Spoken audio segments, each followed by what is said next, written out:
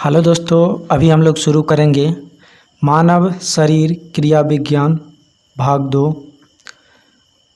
प्रश्न शुरू करने से पहले आप लोग एक बार नीचे डिस्क्रिप्शन चेक कर लेंगे। वहाँ आपको सारे प्लेलिस्ट और टेलीग्राम चैनल का लिंक दिया हुआ है। वीडियो के ऊपर एक आइकन दिखेगा, उस पर जब आप प्रेस करेंगे तो इसके भाग 1 जो है वहाँ से आप देख सकते हैं।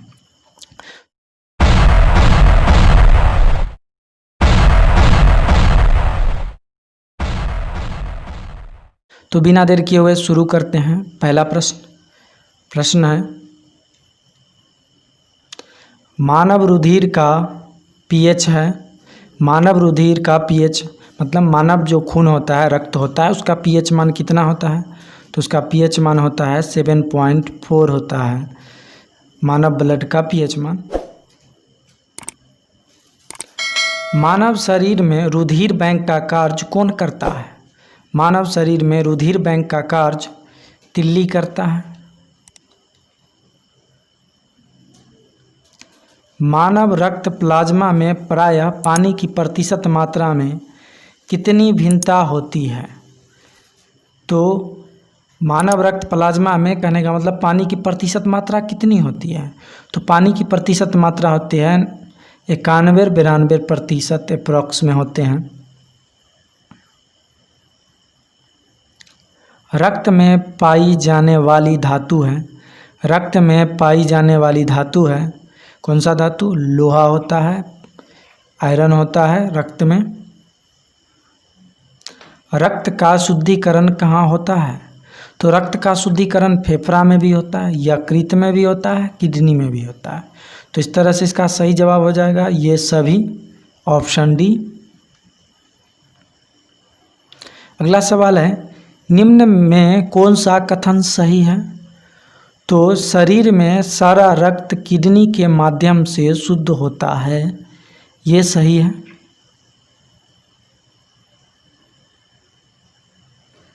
अगला सवाल, मानव शरीर में खून का शुद्धिकरण की प्रक्रिया को कहते हैं। मानव शरीर में खून का शुद्धिकरण की प्रक्रिया को क्या कहते हैं? तो प्रक्रिया को कहते हैं डायलिसिस। रक्त में लाल रंग निम्न में से किसके कारण होता है? रक्त में लाल रंग किसके कारण से होता है? तो होता है हीमोग्लोबिन के कारण से। अगला सवाल, हीमोग्लोबिन में होता है। हीमोग्लोबिन में क्या होता है? तो हीमोग्लोबिन में लोहा होता है, आयरन होता है। शरीर में हीमोग्लोबिन का कार्य है। शरीर में हीमोग्लोबिन का कार्य है ऑक्सीजन का परिवहन करना। हीमोग्लोबिन किसका महत्वपूर्ण घटक है? हीमोग्लोबिन आरबीसी का महत्वपूर्ण घटक है। कौन सी रक्त वाहिकाएं साफ रक्त फेफड़ों से हृदय में ले जाती हैं? साफ रक्त जो होती है वाहिकाएं साफ रक्त को फेफड़े में ले जाती है, तो ले जाती है फुफ्फुस शिरा।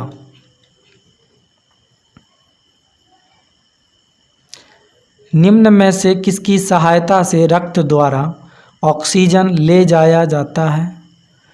तो लोहित कोशिका के द्वारा ऑक्सीजन को ले जाया जाता है। किसके मौजूदगी के कारण शरीर के भीतर रक्त जमता नहीं है? तो रक्त नहीं जमने देता है किसकी मौजूदगी के कारण? तो हिपेरिन के वजह से शरीर के अंदर जो होता है रक्त नहीं जमता है। मानव शरीर का रक्त बैंक ब्लड बैंक डैश कहलाता है। ब्लड बैंक किसको कहते हैं मानव शरीर का? तो प्लीहा को कहते हैं। रुधिर के प्लाज्मा में निम्न में से किसके द्वारा एंटीबॉडी निर्मित होती है? तो होती है लिम्फोसाइट के द्वारा एंटीबॉडी निर्मित होती है। लाल रक्त कणिकाएं किस नाम से जानी जाती हैं? लाल रक्त कणिकाएं जिसको आरबीसी कहते हैं, इसको जाना जाता है एरिथ्रोसाइट्स के नाम से।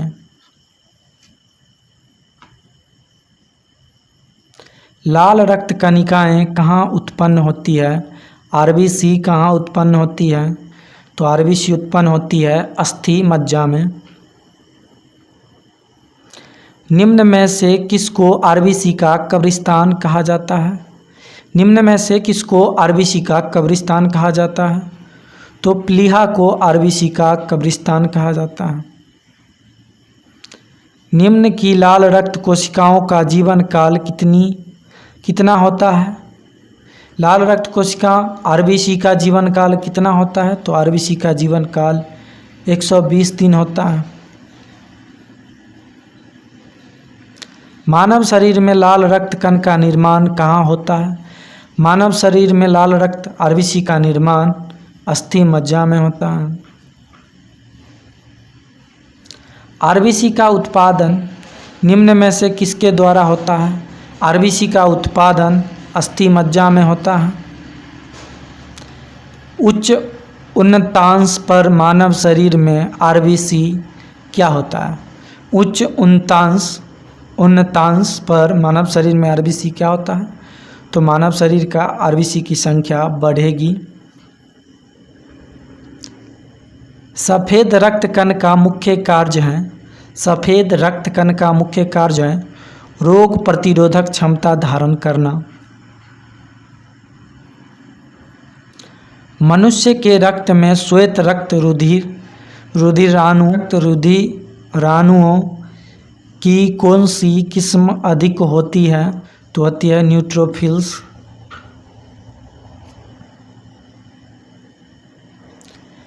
जब कोई बाहरी पदार्थ मानव रुधिर प्रणाली में प्रविष्ट होता है तो प्रतिक्रिया कौन प्रारंभ करता है? तो प्रतिक्रिया प्रारंभ करता है WBC। रक्त समूह के खोज करता है लैंड स्टीनर। RH फैक्टर का पता लगाया किसने पता लगाया था? तो लैंड स्टीनर और बियनर ने। किस रक्त वर्ग में एंटीबॉडी नहीं पाई जाती है? किस रक्त वर्ग में एंटीबॉडी नहीं पाई जाती है? तो AB रक्त समूह में एंटीबॉडी नहीं पाई जाती है। किस रुधिर वर्ग में दोनों एंटीबॉडी पाई जाती हैं? तो O वर्ग रुधिर में दोनों एंटीबॉडी पाई जाती हैं। किस रक्त वर्ग में कोई एंटीजन नहीं पाई जाती है? तो O वर्ग में कोई एंटीजन नहीं पाई जाती है। एंटीजन एक ऐसा पदार्थ है जो प्रतिरक्षा के निर्माण को बढ़ावा देता है। एंटीबॉडी का मुख्य कार्य किसके विरुद्ध होता है? एंटीबॉडी का मुख्य कार्य के विरुद्ध होता है। RH फैक्टर का नाम किससे संबंधित है? RH फैक्टर का नाम बंदर से संबंधित है।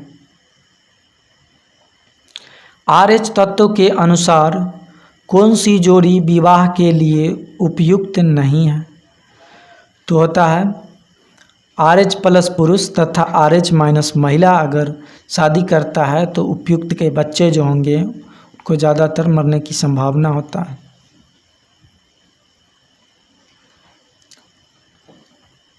संतानों को भ्रूणीय अवस्था में माता के गर्भाशय के अंदर ही रक्त का थक्का बनने से मौत हो जाती है। इस रोग को एरिथ्रोब्लास्टोसिस कहा जाता है।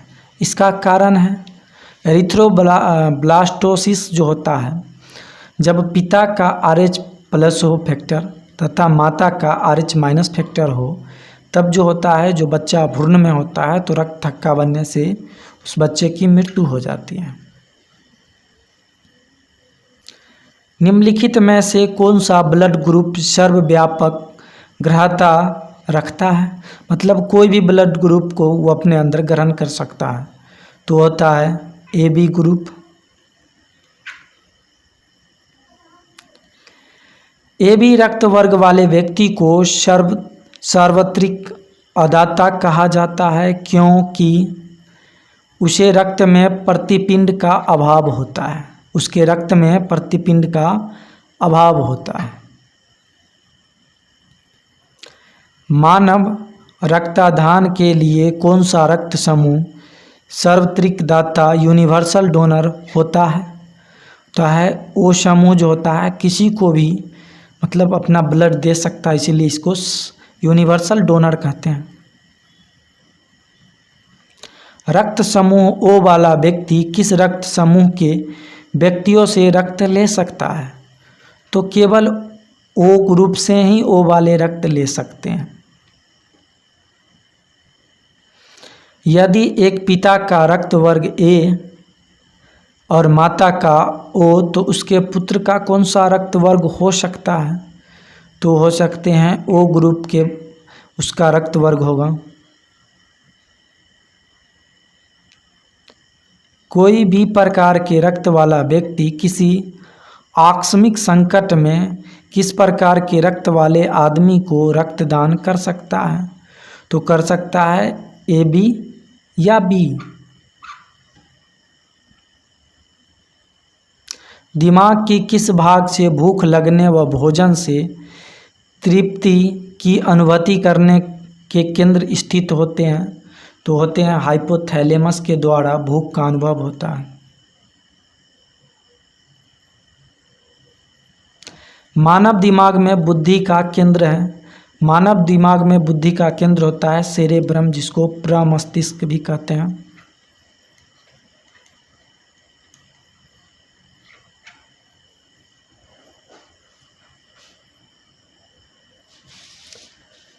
सेरेब्रम किससे संबंधित हैं? तो सेरेब्रम जो होते हैं दिमाग से संबंधित होते हैं। मनुष्य के दिमाग का सबसे बड़ा भाग है। मनुष्य के दिमाग के सबसे बड़ा भाग जो होता है प्रमस्तिष्क होते हैं, जिसको सेरेब्रम कहते हैं। मानव शरीर की किन कोशिकाओं में सबसे कम पुनर्योजन शक्ति होती है? तो होती है मस्तिष्क कोशिकाएं। तंत्रिका तंत्र की लघुत्तम संरचनात्मक तथा शारीरिक क्रियात्मक इकाई है, वो होता है न्यूरॉन। मानव शरीर की सबसे बड़ी कोशिका है। मानव शरीर की सबसे बड़ी कोशिका तंत्रिका कोशिका होती है।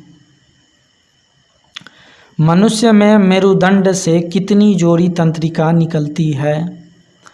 तो मनुष्य में मेरुदंड से 31 जोड़ी तंत्रिका निकलती है, मतलब 62 तंत्रिका जो होती है मेरुदंड से निकलती है।